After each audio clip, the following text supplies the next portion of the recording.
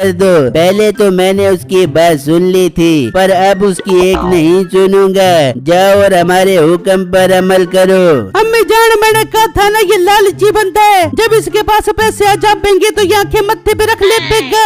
देखो कैसे पैसों पर सांप की तरह बैठ गया। मीठे, काश मैं अपनी बेटी की बात पर यकीन कर लेती। कम से कम ये इस बकरे को लोगों के खेतों से चारा खिला खिला कर हलकान तो न होती। तुम दोनों की तर बंद हो गई है या नहीं? 1 लाख रुपए है मेरे पास, ज्यादा मेरे आगे जबान चलाई तो 1 लाख रुपए में दूसरी शादी कर लूंगा। फिर तुम मीठे से हमेशा के लिए हाथ धो बैठोगी। ना मीठे, मेरे ऊपर सोता न लेके अभी हो, ये दुख मैं बर्दाश्त नहीं कर सक बेबूंगी। वो बातें कर रहे होते हैं कि बादशाह के सिपाही आ जाते हैं। मीठे, तेरा कम्मू दरबार में आया था और उसने बादशाह सलामत को सब बता दिया है कि तूने बिट्टू के घर जाकर बादशाह सलामत के कपड़ों में रंग डाला था। अरे नहीं भाई, वो झूठ बोल रहा है। मैंने उसे कमीशन नहीं दिया था, इसलिए वो मुझे फंसा रहा है। तू अपना मुंह बंद कर। बादशाह सलामत का हुक्म है कि तुझे कैद खाने में बंद कर दिया जाए। कर दो इसे, कैद खाने में बंद कर दो। इसने बकरा बेच के मुझे 1 रुपया भी नहीं दिया, लेकिन खुद पैसों पर सांप बन के बैठ गया और ऊपर से मेरे ऊपर सुतल लाने की बात कर रहा है। नसीबो, ये तू ठीक नहीं कर रही।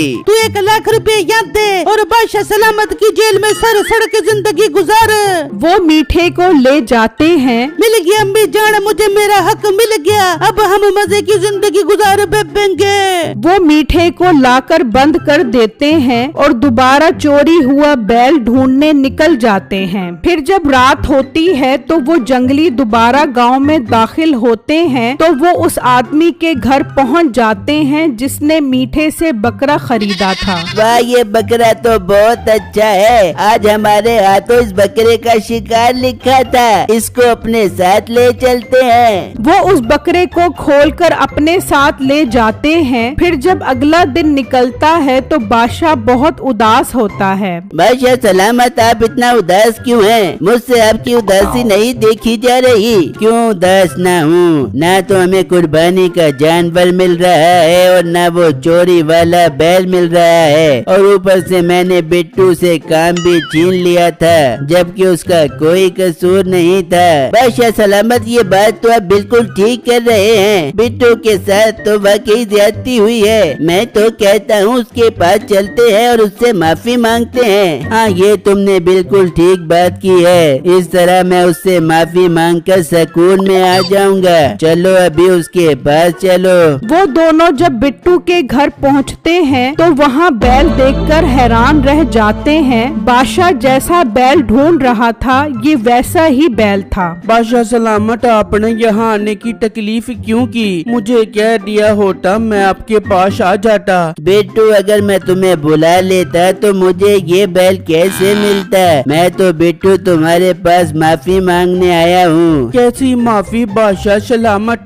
बिट्टू, बादशाह सलामत को पता चल गया है कि बादशाह सलामत के कपड़ों पर मीठे ने रंग डाला था और इल्जाम तुम्हारे ऊपर लगा दिया। हाँ बिट्टू, मैंने मीठे को कैद कर दिया है। अब मैं तुमसे माफी मांगने आया हूँ। अरे नहीं बादशाह सलामत, आपको हकीकत का पता चल गया है, यही काफी है। अब मुझे आपसे कोई गिला शिकवा नहीं है। मगर बिट्टू, मुझे तुमसे एक गिला है। तुमने इतना बड़ा बछड़ा पाला हुआ है और हमें बताया ही नहीं। हमारे मुलाजिम तो मंडी में ऐसा जानवर ढूंढ ढूंढ कर थक गए हैं। बादशाह सलामत, मैंने इसे बहुत नाजों से पाला है। मैं खुद भूखा रहा हूँ मगर इसे खिलाया है, तभी तो ये इतना कदावर और खूबसूरत बन गया है। तुम्हें इस मेहनत का हक मिलना चाहिए। मैं तुमसे ये बछड़ा कुर्बानी के लिए 50 लाख का खरीदूंगा। बताओ मंजूर है? हाँ बादशाह सलामत, बिल्कुल मंजूर है। हमारी तो सारी मेहनत वसूल हो जाएगी। ठीक है बिट्टू, 50 लाख में ये बछड़ा मेरा हुआ। तुम कुर्बानी से ठीक 1 दिन पहले दरबार में इसे ले आना और 50 लाख रुपए ले जाना,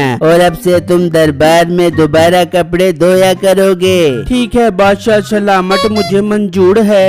ये कहकर वो दोनों वहाँ से चले जाते हैं और जब दरबार में पहुँचते हैं तो वही आदमी खड़ा होता है। बादशाह सलामत, कल मेरे बेटे से बकरा खरीदा था लेकिन रात में चोरी हो गया। क्या तुम्हारा भी जानवर चोरी हो गया? ये आखिर मसला क्या है? ये जानवर कौन कौन चोरी कर रहा है। बादशाह इस बढ़ती हुई चोरी की वजह से बहुत परेशान होता है। उसी रात वो जंगली आकर बिट्टू का बछड़ा भी ले जाते हैं। बिट्टू परेशान बादशाह के पास पहुंचता है तो बादशाह सुनकर और ज्यादा परेशान हो जाता है। ये आखिर हो क्या रहा है? वो शातिर चोर आखिर है कौन जिसका पता ही नहीं लग पा रहा। बिट्टू हमने उसी बैल की कुर्बानी करनी है। मुलाजिमों अपनी तलाश तेज कर दो और जल्द से जल्द सारे जानवर और चोर को हाजिर करो। बिट्टू तुम घर जाओ, हम इससे पहले ही सारे जानवर और चोर को पकड़ लेंगे। बिट्टू अपने घर वापस आ जाता है। हाँ बेटू, बादशाह सलामत ने क्या कहा? अरे बेगम, मैं वहाँ गया था तो मुझे पता लगा कि सिर्फ हमारा ही नहीं बल्कि गांव के और लोगों के जानवर भी चोरी हुए हैं। इसका मतलब चोर हमारे गांव का ही कोई बंदा है जिसे हमारे सारे भेदों का पता है। अब्बू जान, मेरे दिमाग में एक आइडिया आ रहा है। मैं मंडी के पास जाके खड़ा हो जाता हूँ और जो लोग जानवर खरीद कर लेकर जाएंगे तो चोर जरूर उन जानवरों को रात को चोरी करने आएगा। इस तरह मुझे चोर का पता लग जाएगा।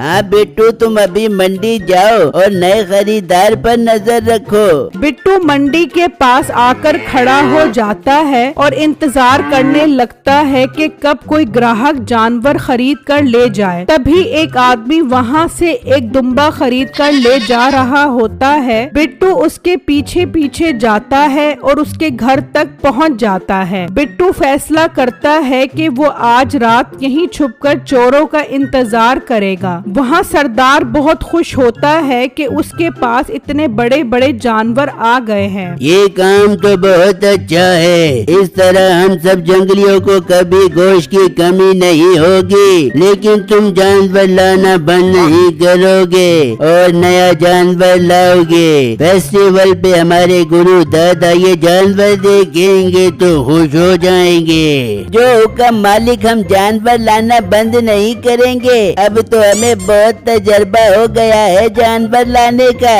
फिर जब रात होती है तो वो जंगली निकलते हैं और उसी जगह पर पहुंचते हैं जहां दुम्बा बंधा होता है। अरे ये तो जंगली लोग हैं, ये तो बहुत खतरनाक है। ये हमारे सारे जानवर ले जा रहे थे। वो दुम्बा खोलकर ले जाते हैं तो बिट्टू भी उनके पीछे जाता है और जंगल में पहुंच जाता है जहां बिट्टू का बैल भी बंधा होता है। आज तो नए किस्म का जानवर लेकर आए हो, मुझे बहुत पसंद आया ये जानवर। सरदार, अब हमारे पास जानवर काफी हो गए हैं। मैं तो कहता हूँ कल गांव से इंसान लाना शुरू करते हैं। उनका गोश्त बहुत लजीज होता है। बात तो तुम अच्छी कर रहे हो। इंसान का गोश्त तो लाजवाब होता है और उसकी खोपड़ी के अंदर का मगज अपने गुरु दादा को बहुत पसंद है। ठीक है मालिक, अब कल से हम इंसान लाना शुरू करते हैं। बिट्टू ये सुनकर बहुत डर जाता है और वहाँ से चला जाता है और सुबह होते ही बादशाह सलामत को सारी बात बताता है, जिसे सुनकर बादशाह भी खौफजदा हो जाता है। बिट्टू, ये तो बहुत खतरे की बात है। अब तो हमारा गांव और दरबारी दोनों महफूज नहीं है। बादशाह सलामत, मैं तो खुद डरकर वहाँ से भाग गया कि कहीं मैं उनके हट्टे ना चढ़ जाऊँ और वो मेरा मगज निकाल कर न खा ले।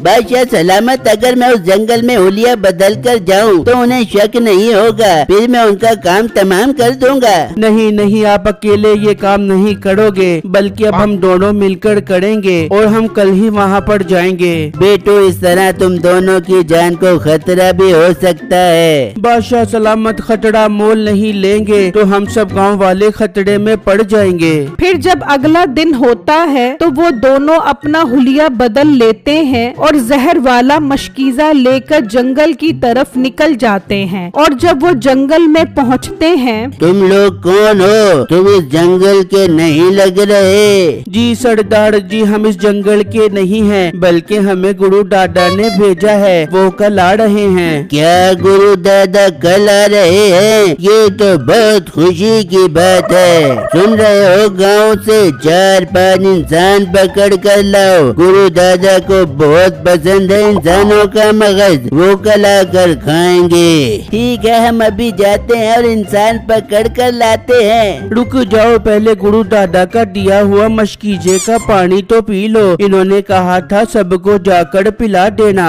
पहले मुझे दो मेरे गुरु दादी की मशकीज़े का पानी। फिर बिट्टू वो जहर वाला पानी देता है तो सारे बारी बारी उसे पी लेते हैं। मुझे कुछ गड़बड़ लग रही है। ये कैसा पानी पिलाया गुरु दादा ने?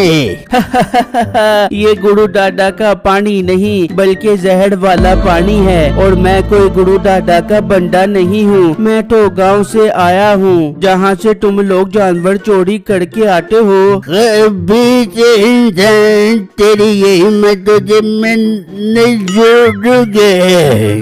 तू मेरा कुछ नहीं बिगाड़ सकता क्योंकि तुम अब बचने वाले नहीं हो। ये कहते ही वो सब के सब मर जाते हैं और बिट्टू और उसका मुलाजिम जानवर वापस ले आते हैं, जिसे देखकर बादशाह बहुत खुश होता है।